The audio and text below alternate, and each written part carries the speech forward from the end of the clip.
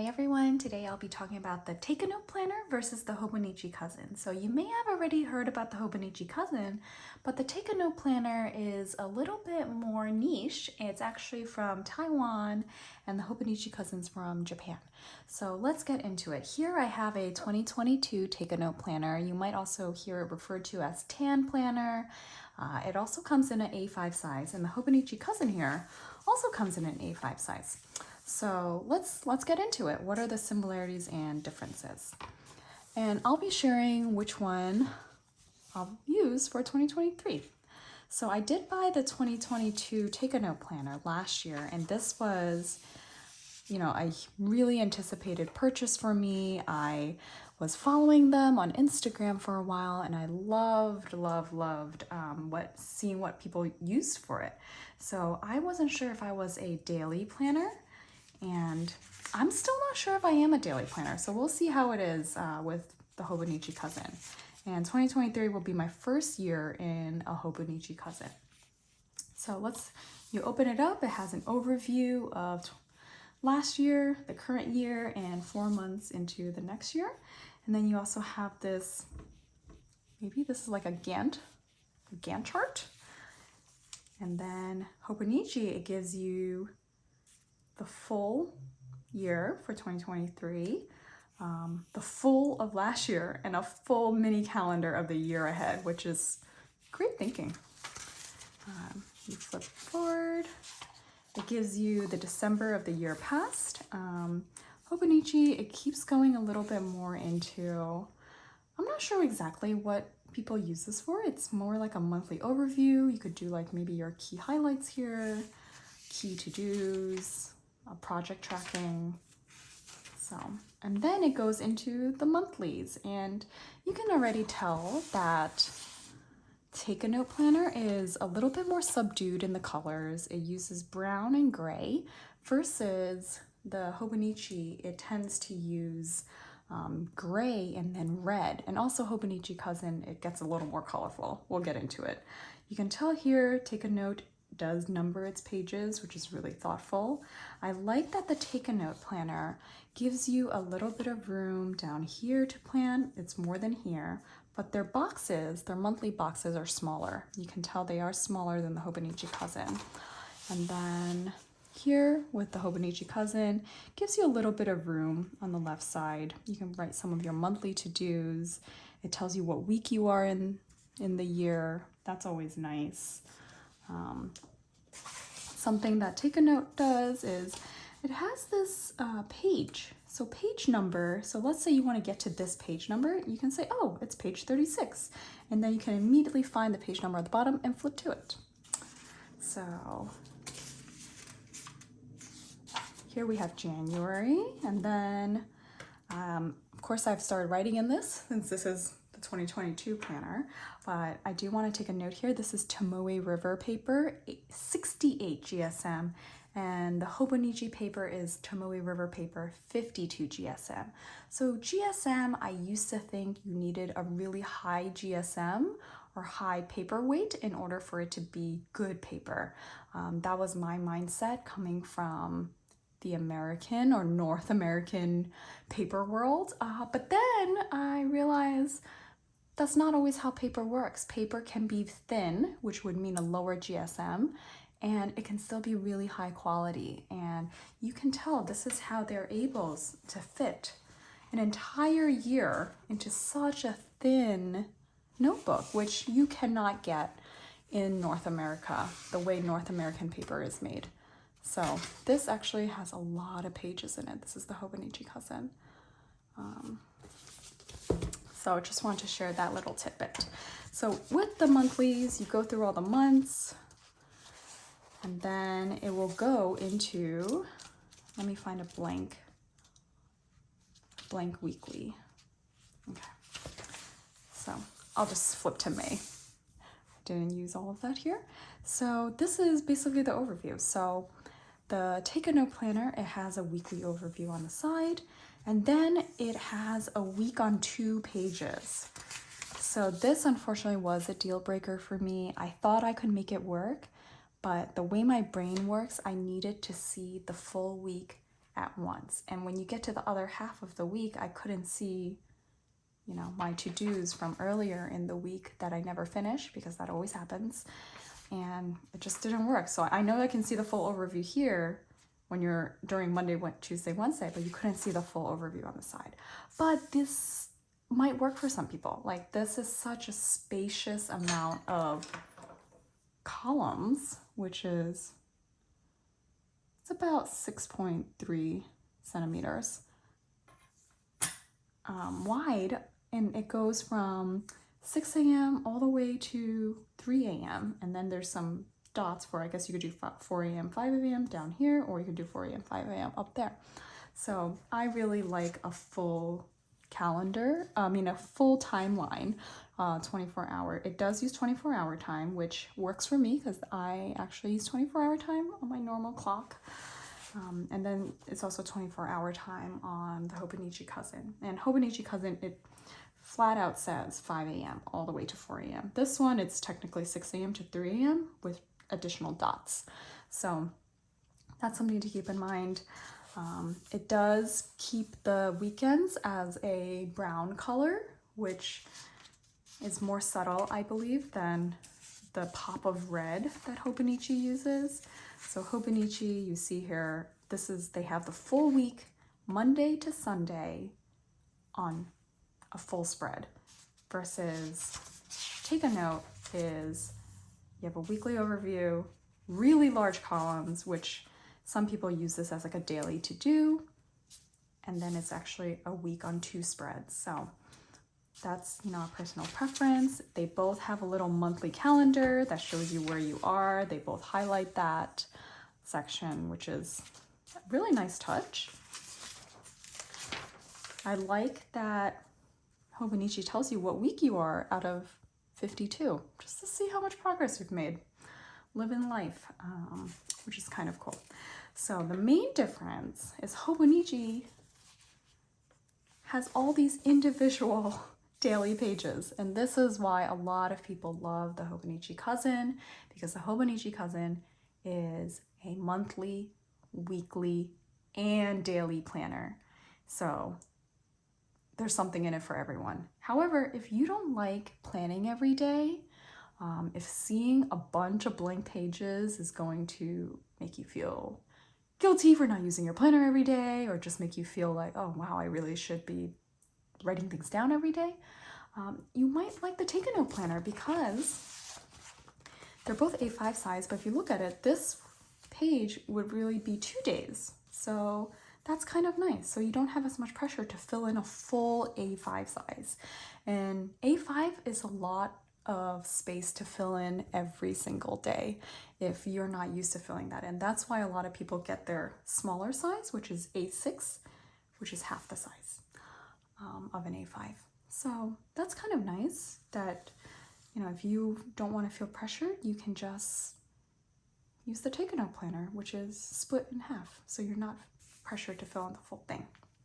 So the Hobonichi Cousin daily pages, I wish it did a full timeline down here, a little bit more spaced out, because 6 a.m. to 3, I'd like having the half-hour time block, but you can always refer to your weekly overview for that, but that's something I wish I could have. And Hobonichi Cousin has a lot of personality. It has quotes on every other page, and then the person who said the quote. So it has, I mean, these quotes are very quirky, they're insightful, I love them. That's one of the reasons that really drew me to this planner, and Hobonichi Cousin finally comes in English this year, thankfully, so I can understand a lot of the quotes, which they just make you pause and think. And I've always loved quotes in planners, motivational quotes, insightful quotes. These aren't quite goal-oriented motivational quotes, they're a little different. They're just like slice of life quotes. So this one's talking about strawberries, just really cute. Some people don't like quotes because it takes up space that they could write their own thing. Take a Note has no quotes, so if that's one of your concerns, definitely it's good to note. And if you take a look here, it does a time block from 12 to 1 p.m. So you can see it breaks it down into, I guess, your lunch hour maybe, or morning to afternoon. So that's always a nice touch. They have some graph pages at the back. You can tell from how it's bound that this is a flat lay. The Hobonichi is also a flat lay, which is amazing for how thick of a planner this is. It still lays flat with no effort. Some other planners you kind of have to like break the spine a bit to ease that in, but this is just a perfect lay flat planner. And you can tell with the Hobonichi there are different colors with all the daily pages. The Take a Note planner, it just has brown and gray, which is more neutral, and some people like that. Sometimes the colors from the Hobonichi, some people find that, oh, I have to decorate to that color, or I want to use a certain ink, but it doesn't work with that month's color. So if you want something like a true neutral, definitely take a look at the Take a Note planner. So here's what I'll share about my experience with the Take a Note planner. I was very, very excited for it. However, I didn't quite use it to its potential this year, and I think a lot of that has to do with, I thought I would use it for journaling, but then I felt like the columns were not thick enough for comfortable journaling.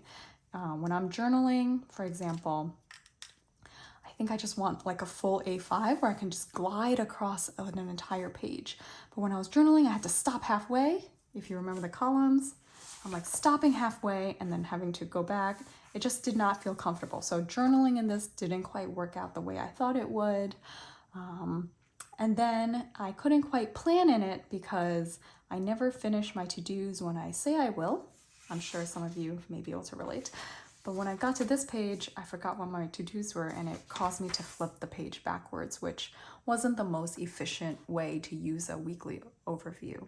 So definitely think about if you are that kind of planner. Do you really need to see the full week every single day of the week? Or is it okay that you actually just do it on the first half and the other half you can just do your daily to-dos or daily scheduling?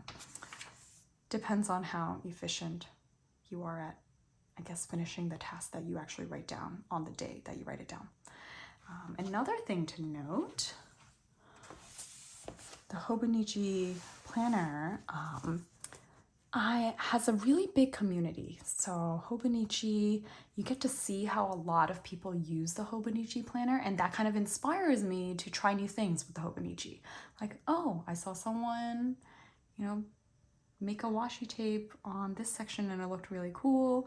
Or, oh, they're using this as affirmations, not just to-do lists. Let me try that. For the Take a Note planner, it is a smaller community, and I couldn't really find that many people who use Take a Note, so I couldn't get that many ideas into how to use it. It's not too new. It's maybe about 6-7 years old, the business. Hobonichi, of course, it's been around for much longer, but Hobonichi has a huge following. They sell, hundreds of thousands of these planners every year. Hobonichi is probably the most well-known planner company in the world. So there's just a lot of users for Hobonichi, and it just helped inspire me. I'm definitely more of a community planner enthusiast, which I just love seeing what other people are doing, sharing ideas. That's a big reason why I started this channel, so you can also talk to me on the comments about your planner thoughts. So Take a Note was a little smaller. I felt a little bit more like, trying to find out how it worked by myself, which, there weren't as many ideas out there. So maybe I'll give it another try in the future, but for now, I don't think the layout is for me. It might be for you. For example, the cousin doesn't work for everyone because there's just so much blank space. If you felt like half of it would be perfect, maybe take a look at this one. For example, the A6 version of the Hobonichi doesn't have a weekly overview. You would have to get a supplement for that. So some people wanted kind of a merger of the two, and I guess this is how Take a Note is. This is similar to the week's layout on the left side. The week's layout is a horizontal weekly overview with a blank page on the other side. So this is a blend of, I would say, Hobonichi weeks and half of the Hobonichi cousin, if you were to divide the daily pages in half. Paper-wise, 68 GSM does not feel smooth to me compared to 52 GSM. I'm not sure if Hobonichi coats this paper differently in terms of Tomoe River paper. I bought this in 2022 and it felt rougher. I am not sure if it's the Sanzen paper or the original paper, but I don't have a 68 GSM Sanzen Tomoe River paper to compare to versus the old one, so I'll just have to take its word for it. It's not as smooth. It might be because it's a higher GSM. Higher GSM means also that there's a little less see-through on the other side, which is nice, but it didn't make my pens feel as I don't know, comfortable. So I think Hobonichi paper, there's something about it. I love how all my pens feel on it. It even deals with my more finicky, extra fine Decimo pen. Even perfect on Hobonichi paper. It just glides through. So that's something I love Hobonichi's paper more, and that I took that into account. So I wanted to share some of my insights from both planners, which one you might want for 2023, and what maybe you're looking for. So feel free to ask me or tell me what you're thinking. Be curious to know what you're using for next year, what you like about Hobonichi Cousin if you've used it in the past, or the Tan Planner if you've used it in the past, and any thoughts. So thanks everyone for watching. I hope this was helpful. I do want to say, Take a Note makes amazing covers, and I actually covered my Hobonichi Cousin with the Take a Note cover. So this is Tyvek with gold foiling, and it just worked perfectly. So if you were ever curious whether the Take a Note covers work on a thicker Hobonichi Cousin, the answer is yes. And you can tell the Hobonichi Cousin is thicker. So yeah, I did purchase more Take a Note covers from the Take a Note website, which I will definitely link below. They sell different covers in different colors, and just wanted a few extra to swap it in. And this is very thin, so I personally didn't want a cover that was, you know, too thick, or a cover that I had to baby. You know, because I get pennings on things, fountain pennings flying around. I didn't want a cover where it had to be, you know, super delicate with. So this is perfect. It's waterproof and it looks beautiful. So I do want to give a shout out to the Take a Notes covers. All right, thank you everyone, and I'll see y'all next time. Bye.